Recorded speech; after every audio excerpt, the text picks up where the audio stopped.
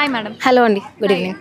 పహల్గం దాడి జరిగిన తర్వాత మనం రిటర్న్ మళ్ళీ అటాక్ చేసిన తర్వాత కూడా ఇంకా సామాన్య ప్రజల్ని 15 మందిని చంపేసి ఎంతో మందికి గాయాలయ్యాయి. ఈవెన్ వాళ్ళ పరిస్థితి కూడా చాలా విషమంగా ఉంది. అంటే మనం దాడి చేసిన తర్వాత కూడా వాళ్ళ ధైర్యం ఏంటంటారు? సో వాళ్ళది ఏంటంటే వాళ్ళు రిటాలియేట్ చేస్తున్నారండి. ఇప్పుడు మన వాళ్ళు చాలా మంది చనిపోయారు. We didn't initiate the war. So ఇన్ని రోజులు మనం కామ్ అనే కామ్నెస్లోనే ఉన్నాం. మనం వార్ ఇనిషియేట్ చేయలేదు, మనం సివిలియన్స్ పైన అటాక్ చేయలేదు. అనవసరమైన ఉద్రిక్త పరిస్థితులు తెచ్చింది వాళ్ళు. What we're doing, we're just retaliating. మా దగ్గరకు వస్తే ఇలా ఉంటుంది పరిస్థితి. They know it. వాళ్ళకి తెలిసి కూడా దే స్టార్టెడ్ ఇట్. ఇన్ని సంవత్సరాలలో వార్ అయినప్పుడు ఎప్పుడు కూడా సివిలియన్స్ పైన అటాక్ అవ్వలేదండి. టూరిస్టుల పైన కానీ సివిలియన్స్ పైన కానీ రిలీజియస్ థింగ్స్ పైన అవ్వాయి, బట్ నార్మల్ సివిలియన్స్ పైన టూరిస్ట్ పైన అవ్వలేదు. సో ఇది హై టైం అండి. వాళ్ళు మన సివిలియన్స్ దగ్గరకు వచ్చారు, మన ఇంట్లోకి వచ్చి మనల్ని రిలీజియన్ అటాక్ కాదా పహల్గం దాడి? Why not? It is surely a religion attack. ఎందుకంటే none of the Muslims are died. అవును, హిందువులా కాదా అని అడిగి మరి. And moreover one of the Bengali who is a teacher, తను కల్మా చెప్పడం వల్ల బతికాడు, తనని ఏం అనలేదు. సో డెఫినెట్లీ వాళ్ళ ప్రీచింగ్స్ అలానే ఉంటాయండి. మనం చూస్తూనే ఉంటాం వాళ్ళ ప్రీచింగ్స్ ఎలా ఉంటాయి, వాళ్ళు ఎలా మనుషులని ఇన్ఫ్లుయెన్స్ చేస్తారు, వాళ్ళ దాంట్లో ఎలా తీసుకుంటారు, అండ్ ఎలా మనుషులకి చిన్న పిల్లలకి ట్రైనింగ్ ఇచ్చి ఎలా సెల్ఫ్ బాంబర్స్ లాగా తయారు చేస్తున్నారు, వాళ్ళని మొత్తం ఇవన్నీ టెర్రరిస్ట్ లాగా తయారు చేస్తున్నారు. We have been seeing in since ages. So అంటే సామాన్య ప్రజల్ని 15 మందిని చంపేశారు. ఇంకా అంటే ఏమైనా చేసేయండి, మళ్ళీ దాడికి వచ్చేయండి అని ఇండైరెక్ట్ గా చెప్తున్న సిచ్యువేషన్ అది కుప్పిగంతులు అంటారు కదండి, అట్లాంటివి అనమాట. So let them try. వాళ్ళ ట్రై వాళ్ళు చేసుకుంటున్నారు. We're in our things. So already Modi చెప్పారు, మీడియా ఎక్కువ ఏం చూపించకండి, ఇన్వాల్వ్ అవ్వకండి అని. They are doing their things. So as a normal person, మన ఒక సివిలియన్ లాగా మనకే ఇంత అదవుతుంది. So holding the country and handling the government, they know their things, right? They will do when the right time is. So ఆ time కోసం వాళ్ళు just wait చేస్తున్నారు. బ్యాక్గ్రౌండ్ ఏదైతే ఉందో అష్టదిగ్బంధనం అని చెప్పి వార్, ల్యాండ్ ఆఫ్ వార్ గురించి కానీ వాటర్ స్టాప్ చేశారు ఫస్ట్ ఆఫ్ ఆల్. సో వాళ్ళకి బయట నుంచి ఫండింగ్స్ కూడా ఆగిపోయినాయి కంట్రీస్ నుంచి. వరల్డ్ బ్యాంక్ దగ్గర కూడా వెళ్ళి మన వాళ్ళు ఇది పెట్టుకున్నారనమాట. సో సపోర్ట్ చేస్తున్నారు, చేయనివ్వండి. సో న్యాయం మన వైపు ఉంది. Everybody knows, the world knows what we are. ఇన్ని రోజులు ఊరుకున్నాం. అసలు వాళ్ళకి ఆ ఇంటిగ్రల్ పార్ట్ ఇది మనది. వాళ్ళు అడిగినప్పుడు మనం ఇవ్వకుండా ఉండాల్సింది. But what ever it is, ఆ ఇండిపెండెన్స్ మూమెంట్లో ఏదైతే కొంతమంది దానివల్ల ఏదైతే వాళ్ళ సద్బుద్ధి వల్ల చేసుకున్నారో దానివల్ల మొత్తం కంట్రీ ఎఫెక్ట్ అయ్యింది. అండ్ ఈ వక్ బిల్ కూడా ఇవన్నీ అమెండ్మెంట్ ఇవన్నీ యాక్ట్ అవుతున్నాయి కొన్ని మూలంగానే. కరెక్ట్, అవనియండి, పర్లేదు. కొన్ని జరగాలంటే కొన్ని జరగాల్సినవి. We're taking our things back. ఇప్పుడు ఒక ఫ్యామిలీలో ఎలా అంటే ఇది మన ల్యాండ్ అని మన పూర్వీకులు మనకు చెప్పిన తర్వాత కొంతమంది దాన్ని గ్రాప్ చేసి మన దగ్గర పర్టికులర్ డాక్యుమెంట్స్ ఉన్న తర్వాత కూడా it's arts, we know it. So అది చూపించి ఇది మావి అని చెప్పి మనం తీసుకుంటున్నాం. కొన్ని జరుగుతాయి, కొన్ని జరగాలంటే కొన్ని కోల్పోతారు కొంతమంది అందులో వాళ్ళు. So we should treat them as you know ఒక కంట్రీకి పోరాడుతున్న వాళ్ళలాగా. They are also indirectly form of soldiers లాగా అనమాట.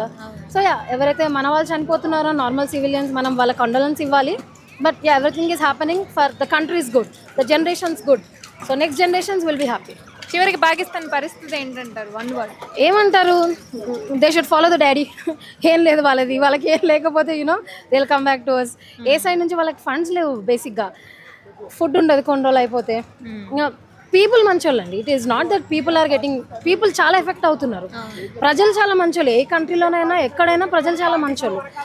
ఇట్ ఈస్ ఏంటంటే వాళ్ళ ఆర్మీ అది టెర్రరిజం గ్రూప్ ఇంకోటి తెలియదు.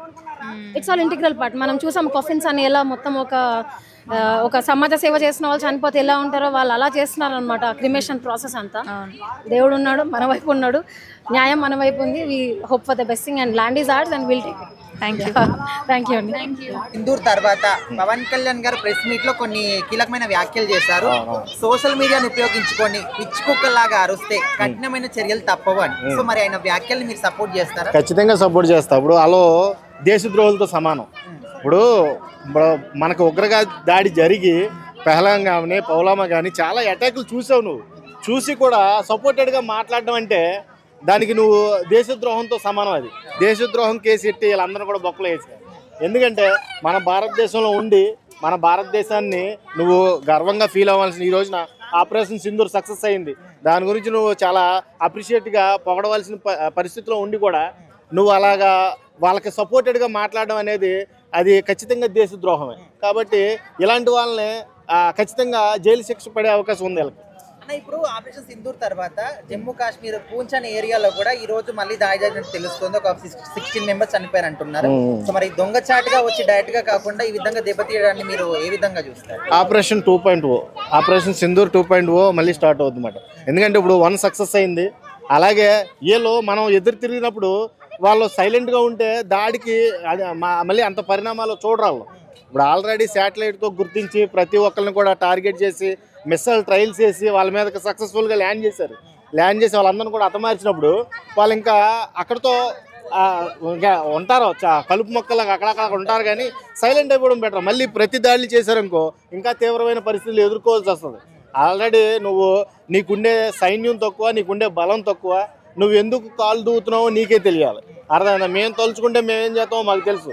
ఇప్పుడు భారతదేశంతో పెట్టుకోవాలంటే నీకు అర్హత ఉండాలి. మేము ఇప్పుడే ఎదుగుతున్న కంట్రీ మాది. మీకోసం యుద్ధం చేసి ఆ జీడిపిని తగ్గించలేం. అర్థమైందా? ఇప్పుడు $3 ట్రిలియన్ ఉంది మన జీడిపి చూసుకుంటే. అన్ని కంట్రీస్ మనకన్నా ఎక్కువ జీడిపిస్తో ఉన్నాయి. చైనా కానీ, USA కానీ, జర్మనీ కానీ, జపాన్ కానీ.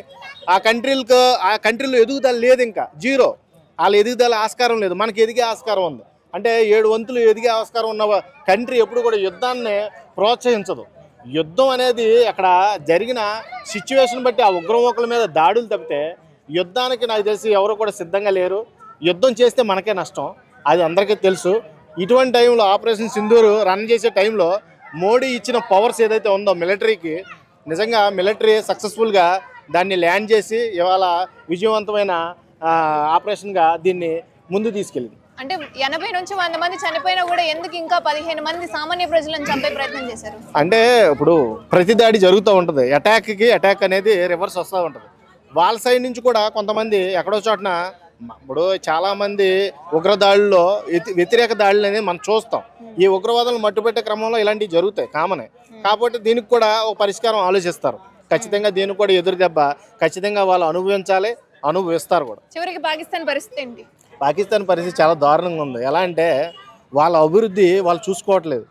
పక్క దేశం మీద ఇంట్రెస్ట్ ఎక్కువ వాళ్ళకి నీళ్లు లేవు. ఈ రోజున నీళ్లు బంద్ చేశారు, బోర్డర్లు బంద్ చేశారు, విమానయానాలు బంద్ చేశారు, నౌకాయానం కూడా, రవాణా వ్యవస్థ కూడా బంద్ చేశారు. అయినా తెలుసుకోవట్లేదు. వాళ్ళ యాంకర్లు బాధపడుతుంది, ఏడుస్తున్నారు. మాకు ఏంటి పరిస్థితి, మాకు యుద్ధం వద్దు అని అక్కడ సామాన్య ప్రజలు వ్యతిరేకత చూపిస్తున్నారు.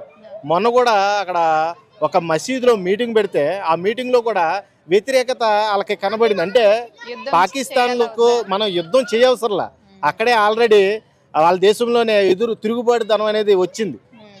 వాళ్ళ బాగోగుల గురించి ఆలోచిస్తే దేశం ముందుకెళ్తుంది, మన దేశం గురించి ఆలోచిస్తే హతమైపోద్ది, నాశనం అయిపోద్ది. అంతే కదా. 6 లక్షల మిలిటరీ ఉన్న దేశం 15 లక్షల మిలిటరీ ఉన్న దేశాన్ని ఏం చేయగలదు? 2 ఇంతలు ఎక్కువ, 2 ఇంతలు మిషనరీ ఎక్కువ. మనం యుద్ధం చేస్తే మనకు లాసే, కానీ తప్పదనుకుంటే ఖచ్చితంగా చేయాల్సిందే కదా. ఇప్పుడు రష్యాకి యుక్రెయిన్కి యుద్ధం జరుగుతుంది. అక్కడ ఏమైంది? ఏమన్నా శాంతి నెలకొందా? దాదాపుగా 4 సంవత్సరాల నుంచి యుద్ధం జరుగుతుంది. అక్కడ ఏమైపోయింది? మొత్తం పడిపోయింది. తింటాక తిండి లేదు కొన్ని గ్రామాల్లో, రష్యాలో చూసుకున్నా, ఉక్రెయిన్లో చూసుకున్నా. అలాంటి పరిస్థితే మనకు ఎదురవుతుంది. యుద్ధం అనేది పరిష్కారం కాదు. యుద్ధానికి ఎప్పుడు సిద్ధంగా ఇండియా లేదు. ఒకవేళ ఇన్ కేసు చెయ్యవలసి వస్తే దిగుతుంది తప్పితే ఈ యుద్ధ వాతావరణానికి నెలకొల్పే పరిస్థితి లేదు. ఆల్రెడీ మనం జలాశయాలను అన్నీ కూడా బంద్ చేసాం. ఈ రోజున వాళ్ళకి పంటలు పండించుకోవడానికి నీళ్ళు కూడా కరువు అవుతాయి. రేపొద్దున భవిష్యత్తు తరాలు వాళ్ళు రేపొద్దున్న మళ్ళీ ఐక్యరాజ్య సమితితో సమ్మిట్ పెట్టి మాది తప్పయింది అని ప్రాధాయపడే రోజు కూడా వస్తుంది. ఎందుకంటే అక్కడ ఇన్నోసెంట్ పీపుల్ కూడా ఉన్నారు. ఆ ఇన్నోసెంట్ పీపుల్ని కూడా దృష్టిలో పెట్టుకొని కొన్ని నిర్ణయాలు తీసుకోవాల్సి వస్తుంది. కాబట్టి యుద్ధం అనేది ఎప్పుడు కూడా ఇరు పక్షాలు కూడా, ఆ కంట్రీకైనా మన కంట్రీకైనా మంచిది కాదు. ఈ ఉగ్రమూకల్ని ఎవరైతే ఉన్నారో ఉగ్రవాదుల్ని హతమార్చడంలో తప్పులేదు. ఎందుకంటే వాళ్ళు చేసిన తిరుగుబాటు అటువంటిది. వీళ్ళు మానవ బాంబుల కింద మారుతున్నారంటే వాళ్ళు నిజంగా ప్రాపర్ ఎడ్యుకేషన్ లేకే. ప్రాపర్ ఎడ్యుకేషన్ ఉంటే వాళ్ళు ఆ పరిస్థితులకి దారి తీయరు, ఆ పరిస్థితుల్లో ఉండడానికి ఇష్టపడరు.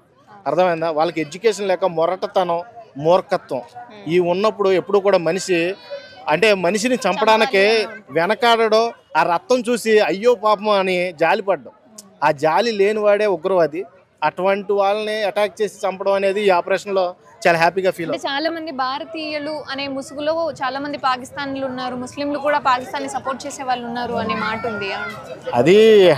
అది నిజం కాదు. నేను ఒకటి చెప్తా, ఇక్కడ వాళ్ళు ఎప్పటి నుంచో ఉన్నారు. వాళ్ళ సంస్థలో వాళ్ళ రాజ్యాలు ఇక్కడ నైజాం రాజు ఉన్నాడు ఇక్కడ హైదరాబాద్లో. ఆయన అంత మాత్రాన ఆయన ఏమైనా ఉగ్రవాద కాదు కదా. ఇక్కడ ఇన్నోసెంట్ పీపుల్ వీళ్ళు మనతో ఐక్యరాజ్య సమితిలో కలిసి ఉన్నారు. అంటే వీళ్ళందరూ కూడా బాయ్ ఆర్ బెహన్ లాగా మన చుట్టూరే ఉంటా మనకెందుకు హాని చేస్తారు? అలాంటిది అన్ని తప్పు స్టేట్మెంట్ అది. నేను చెప్పేది ఏంటంటే ఇక్కడ ఉన్న ముస్లిమ్స్ మనం ముస్లిమ్స్, ఇక్కడ ఉన్న వాళ్ళకి సంబంధం లేదు. ఇది కూడా రెండు కోణాలుగా చూస్తే మంచిది. అందరూ కూడా వాళ్ళతో సమానంగా చూస్తే పాపం వీళ్ళు ఇక్కడ ఇన్నోసెంట్ పీపుల్ వీళ్ళు ప్రమాదంలో పడే అవకాశం ఉంది. కాబట్టి వాళ్ళు వేరు మనం వేరు. వాళ్ళు ఎంతసేపు కూడా మన మీద అటాక్ చేయడానికే చూస్తారు. ఎందుకంటే వాళ్ళని సపరేట్ కంట్రీ చేసేసాం కాబట్టి. వాళ్ళకి నిత్యావసర వస్తువులు మన మీద చాలా తక్కువ ఉన్నాయి కాబట్టి, వాళ్ళకి ఎదుగుదల తక్కువ ఉంది కాబట్టి మన మీద కక్ష. అర్థమైందా? ఈ కక్ష సాధింపులో చైనా తోడుగా ఉంటుంది. అర్థమైందా? ఎప్పుడో దీనికి కూడా తుదిముట్టించే పనిలో పడతారు. అర్థమైందా? చైనా నేను జీడిపిలో 17 ట్రిలియన్స్లో ఉన్నాను, సెకండ్ ప్లేస్లో ఉన్నాను, రేపు పొద్దున్న యుఎస్ను కూడా నేను అధిగమిస్తాను అనే ఒక మూర్ఖత్వంలో ఉంది. ఆ మూర్ఖత్వాన్ని మొన్నే మోడీ తిప్పుకొట్టాడు టారిఫ్ వేసి. ఎంత వేసాడు? టారిఫ్ 135% వేసాడు. ఆ దేశాన్ని ఎదుగుదలని ఆపేసినట్టే టారిఫ్ అంత వేస్తే. అది తెలుసుకోకుండా వీళ్ళు ఇంకా విచ్చలవిడిగా ఇలాంటి పాకిస్తాన్కి సపోర్ట్ చేస్తూ భారతదేశాన్ని నాశనం చేయడానికి ముందుకు ఉసుగలుపుతున్నారు. మనం తలుచుకుంటే ఈ రోజున మన చేతిలో చాలా దేశాలు ఉన్నాయి. అది మోడీ గారి దయ వల్ల. యుఎస్ ఉన్నాయి, రష్యా ఉంది, మన మిత్రదేశం. అలాంటి దేశాలు చాలా మన సపోర్ట్గా ఉన్నప్పుడు చైనాని ఓడించడం పెద్ద కష్టమేం కాదు. అర్థమైందా? ఈ చైనా వాళ్ళు ఇలాంటి కుతంత్రాలు ఆపాలి. వాళ్ళకి సపోర్టెడ్గా అన్ని కంట్రీస్ వ్యతిరేకంగా ఉంటాయి. ఎందుకంటే టెర్రరిజాన్ని పెంచి పోషిస్తున్నారు కాబట్టి వాళ్ళకి వ్యతిరేకంగా ఉన్నాం అన్ని దేశాలు. మనం ఒక్క దేశమే కాదు. ఒసామా బిన్ లాడెన్ ఎక్కడ దొరికాడు? పాకిస్తాన్ ప్రాంతాల్లోనే కదా. అంటే నువ్వు టెర్రరిస్టాన్ని అక్కడే దాతున్నావు కదా. దావుద్ ఇబ్రహీం కూడా అక్కడే ఉంటాడు. నేను చెప్తున్నాను కదా. అంటే టెర్రరిస్టులు తయారు చేసే దేశాన్ని ప్రతి దేశం వ్యతిరేకిస్తుంటే మీరు ఎందుకు సపోర్ట్ చేస్తున్నారు? చైనా నేను ఎక్స్పెషల్లీ చెప్పేది, నువ్వు ఎందుకు సపోర్ట్ చేస్తున్నావు అంటే నువ్వు భారతదేశం మీద కన్నేసినట్టే కదా. భారతదేశం నాశనాన్ని నువ్వు చూడాలనుకుంటున్నావు. ఈ రోజున నువ్వు ముఖ్య బుద్ధుడు ఎవరైతే ఉన్నారో అది మా దేశం నుంచి వచ్చిన వ్యక్తి అని నువ్వు తెలుసుకుంటే మంచిది. చైనాకి దేవుడు ఎవరో భారతదేశం. భారతదేశం నుంచి వెళ్ళిన వ్యక్తే ఒక బుద్ధుడి కింద మారి వాళ్ళందరికీ హితబోధ చేసి, జ్ఞానం లేని వ్యక్తులకి హితబోధ చేసి ఈ రోజున దేవుడు అయ్యాడు అక్కడ.